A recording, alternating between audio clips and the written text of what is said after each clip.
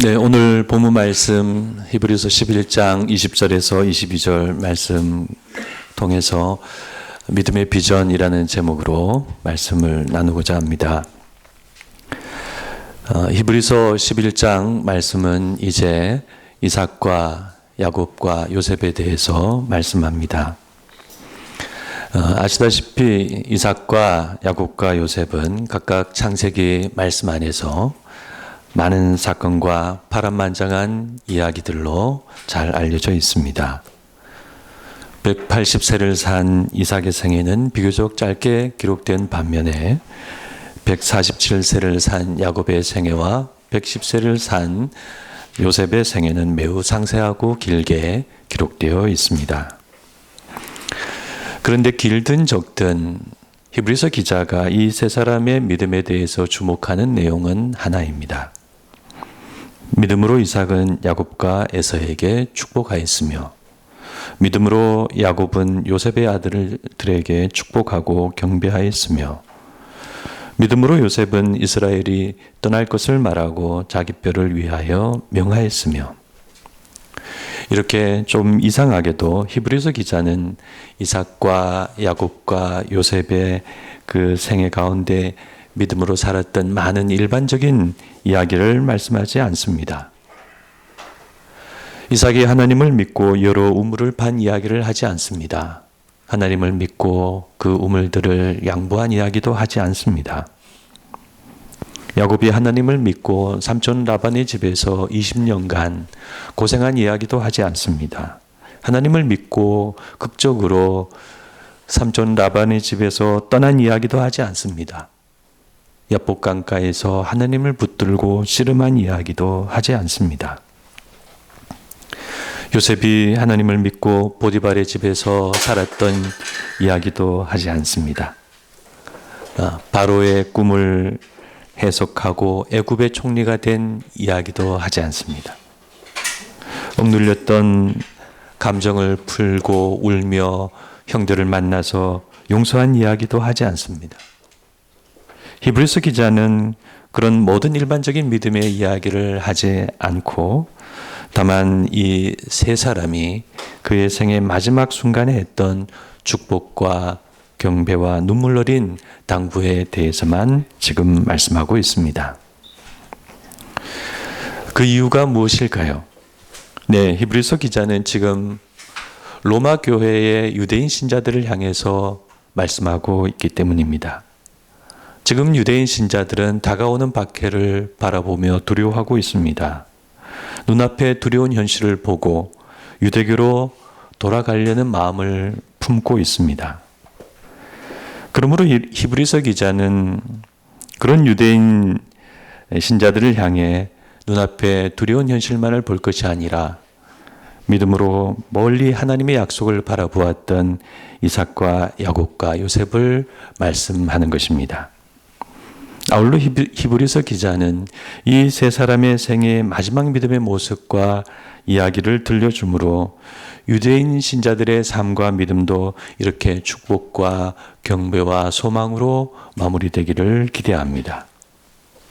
그래서 이 말씀이 어쩐지 조금 슬프기도 합니다.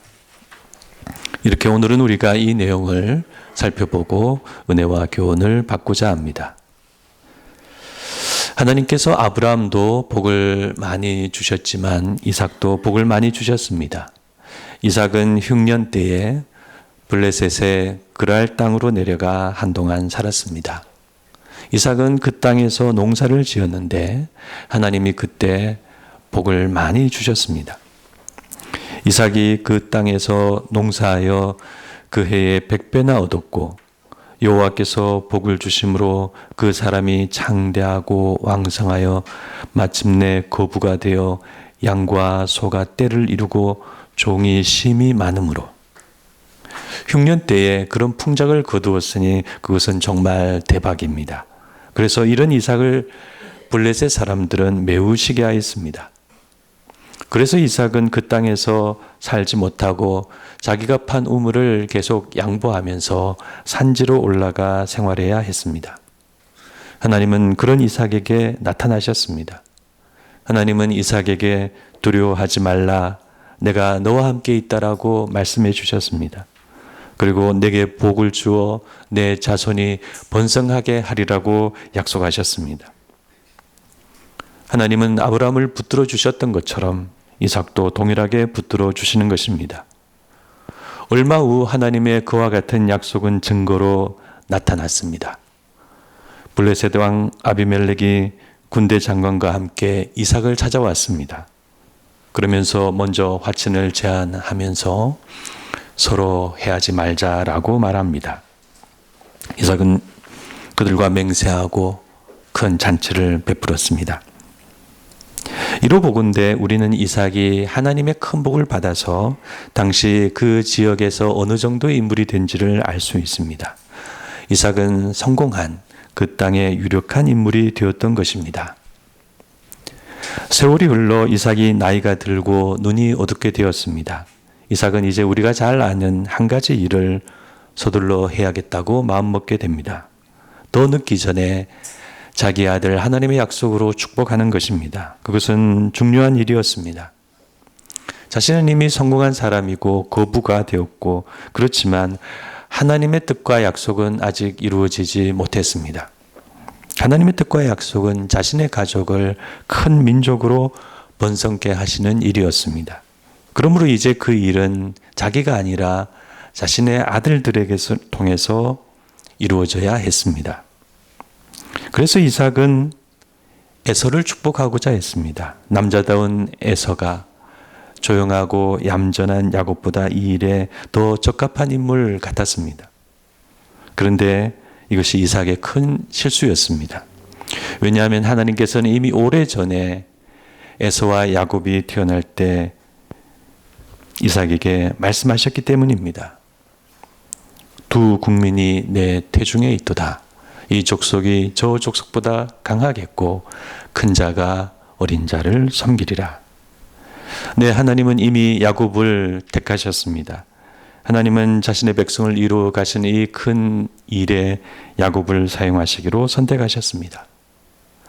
이것은 로마서 9장 말씀과 같이 그 두 아이가 아직 나지도 아니하고 무슨 선이나 악을 행하지 않은 때에 택하심을 따라되는 하나님의 뜻이 행위로 말미암지 않고 오직 부르시는 이로 말미암아 서게 하시려고 그렇게 야곱을 택하신 것입니다.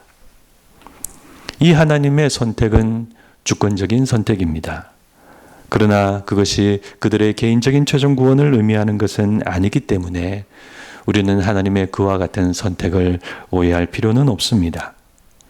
야곱이 선택되었다고 해서 야곱이 무조건 구원받게 된다는 의미도 아니고 에서가 선택되지 못했다고 해서 하나님이 그를 아주 버리시고 무조건 그를 구원하시지 않는다는 의미도 아니기 때문입니다. 이것은 다만 하나님께서 그 크신 구원의 역사에 야곱을 선택하시고 이제부터 야곱과 함께 하시면서 그 역사를 이루어 가시겠다는 의미입니다. 그러므로 이삭은 그때 누구를 축복해야 했을까요? 네, 하나님의 말씀을 기억하고 야곱을 축복해야 했습니다. 그런데 이삭은 에서를 사랑하고 에서가 더 적합하다고 생각했기 때문에 그를 축복하려고 했습니다. 그러나 우리가 잘 아는 바와 같이 하나님은 사람의 실수와 잘못에도 불구하고 자신의 계획을 온전히 이루어 가시는 하나님이십니다. 그래서 하나님은 역사하셔서 야곱이 축복을 받게 하셨습니다. 몇 시간 뒤에 이삭이 이와 같은 하나님의 행하심을 알게 되었습니다. 이삭은 이것을 알고 두려운 마음에 심히 크게 떨었습니다. 그래야 이삭은 비록 에서가 간절히 애원했지만 하나님의 그 뜻에 순종하여 자신의 축복을 취소하거나 번복하지 않았습니다. 그러므로 이삭의 축복에는 큰 실수가 있었지만 하나님은 그것을 바로 잡으셨고 또 이삭은 그런 하나님께 순종하였습니다. 이렇게 하여 이삭은 하나님의 뜻에 순종하여 하나님의 약속을 바라본 믿음의 인물이 되었습니다.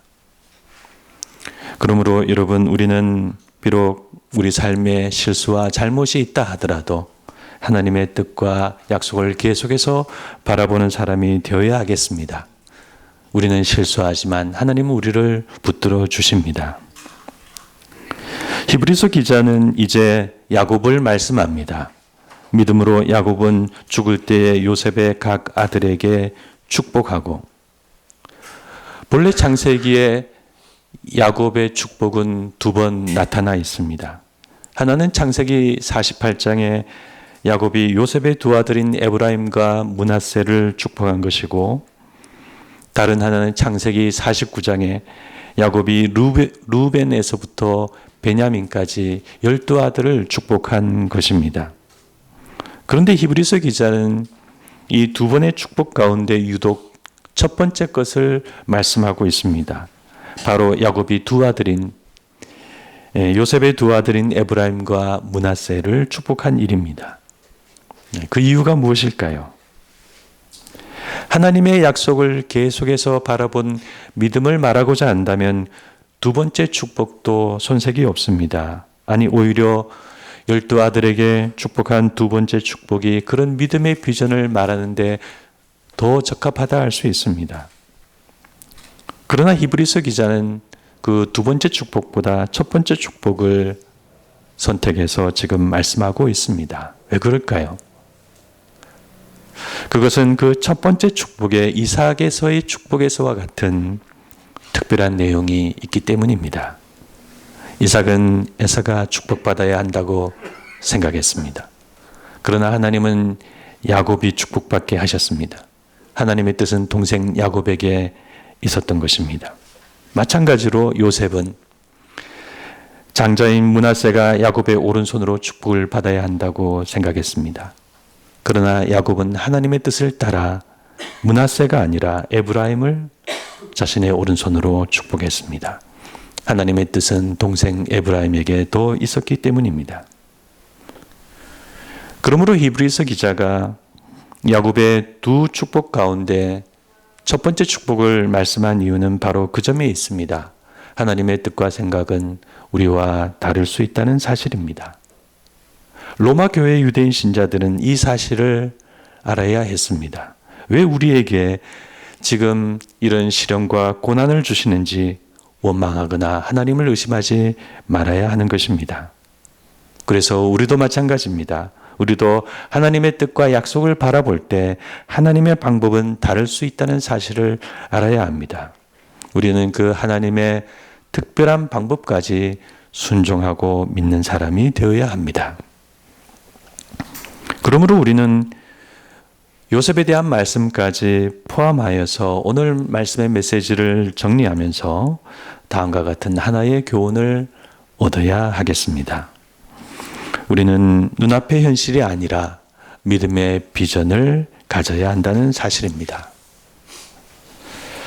이삭은 성공한 사람이고 부자이고 그 땅에 유력한 사람이 되었습니다.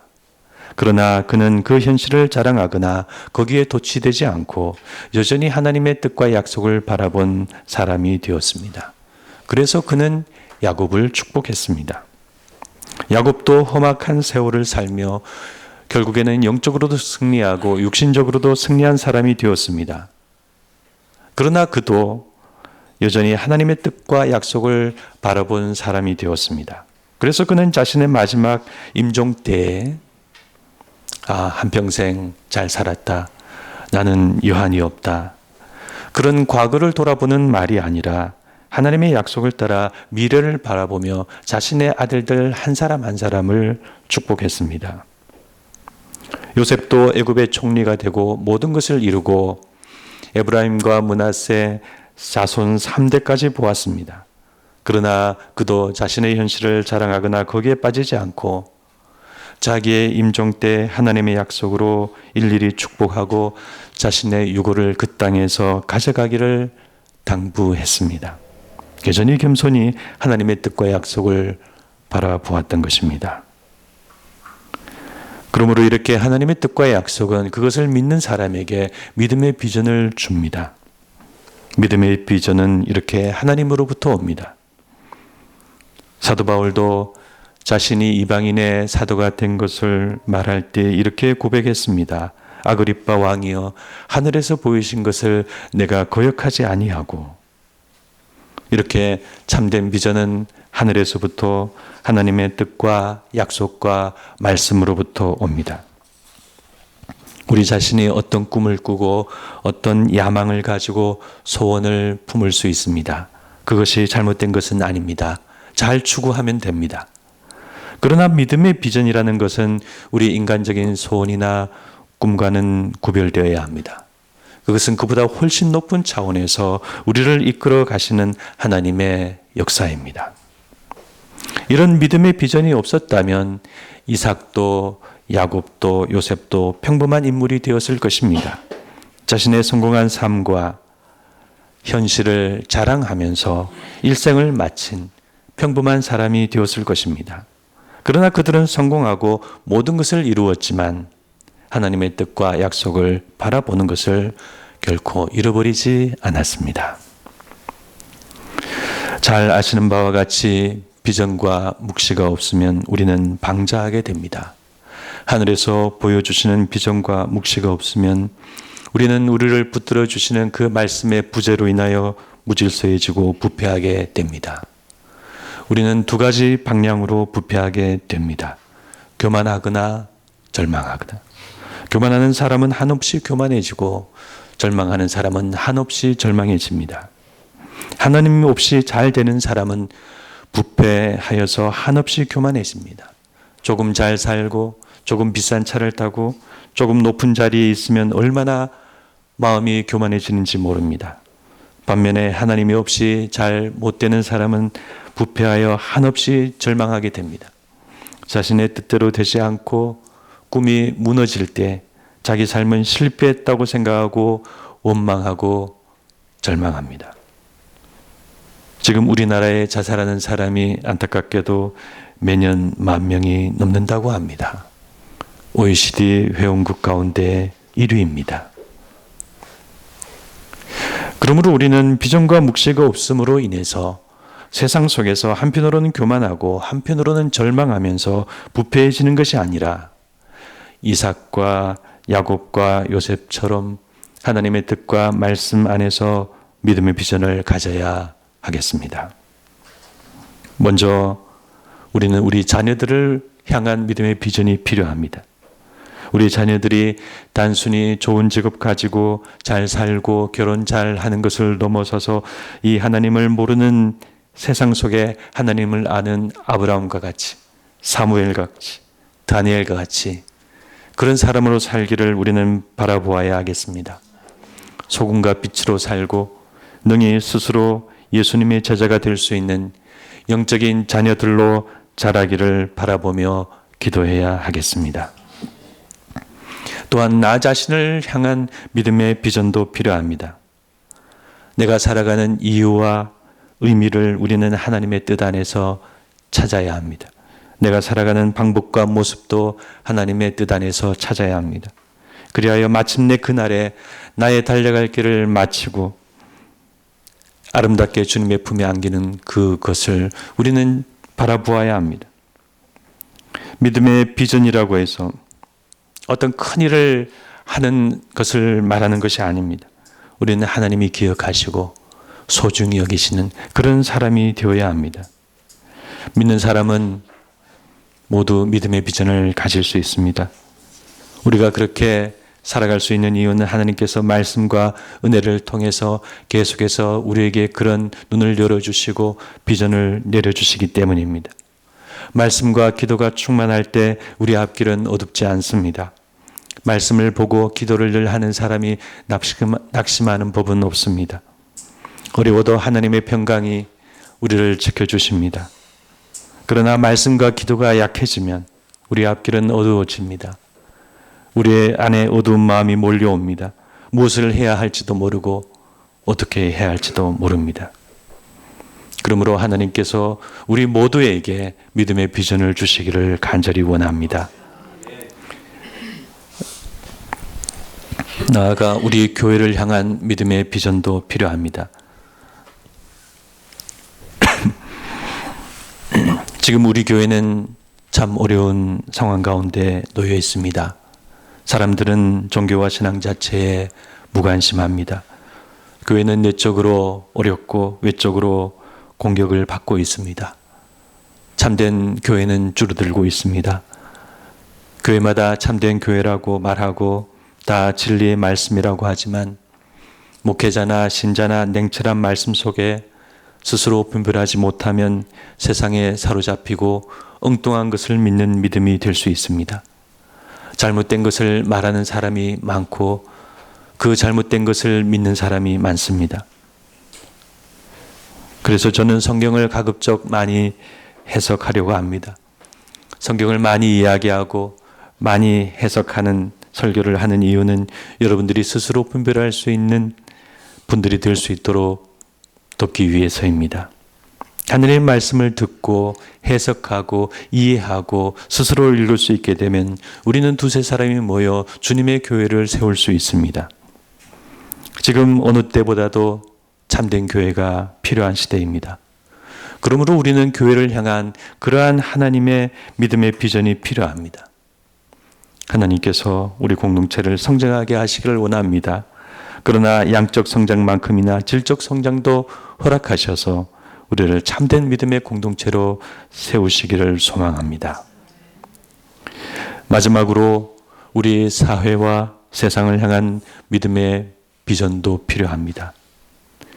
구약시대의 예언자들은 그 시대에 일어나 하나님의 말씀을 전했습니다. 우리에게도 하나님의 말씀과 뜻이 있다면 세상을 향해서 올바른 믿음의 비전을 가지는 그리스도인이 될 수 있습니다. 시대와 역사를 보는 믿음의 비전, 세상의 영적인 현실을 보는 믿음의 비전, 세상을 판단할 수 있는 믿음의 비전이 만들어집니다. 그런데 지금 우리 교회 가운데 세상을 향한 올바른 믿음의 비전이 있는지 적어도 저는 밝게 말할 수 없습니다. 저는 이번 청소년이 끝난 후에 이번 청소년을 평가하는 많은 설교를 들어보았습니다. 좋은 말씀이 많이 있었습니다. 그러나 대체로 그 내용들은 교회 안에서 우리 믿는 사람만 아멘할 수 있는 그런 좁은 내용이었습니다. 교회가 세상과 현실을 바라보는 시각이 많이 좁지 않은가, 많이 어두워져 있지 않은가 그런 생각이 들었습니다. 아무쪼록 하나님께서 우리 모두에게 이 시대와 세상을 올바로 볼 수 있는 믿음의 비전과 하나님의 시각을 허락해 주시기를 소망합니다. 말씀을 맺고자 합니다. 오늘 말씀은 우리에게 분명히 말씀합니다. 하나님의 말씀과 약속은 믿음의 비전을 만든다는 사실입니다. 그때 하나님은 이삭과 야곱에게 나타나시고 요셉과 함께 하시며 믿음의 비전을 주셨습니다. 마찬가지로 오늘날 하나님은 우리에게 하나님의 말씀과 성령의 감화 감동으로 믿음의 비전을 우리에게 주십니다. 이것은 더 확실한 믿음의 비전이 됩니다. 그러므로 우리는 우리의 앞길을 보고 걸어갈 수 있는 사람이 될 수 있습니다. 우리 자녀들의 앞길도 보고 기도해 줄 수 있습니다. 우리 교회의 미래도 봅니다. 이 사회와 세상이 나아가야 할 미래도 봅니다. 그런 믿음의 비전 속에 귀한 기도가 담기고 성령님이 역사하시고 하나님은 우리를 인도해 가십니다. 아무쪼록 하나님께서 우리 모두에게 믿음과 믿음의 비전을 주셔서 하나님의 크신 역사를 보여주시고 또 이 부패한 세상 속에 함께 부패해지지 않고 온전히 하나님의 약속을 따라가는 성도가 되게 하시기를 간절히 소망합니다. 우리 같이 한번 기도하도록 하겠습니다.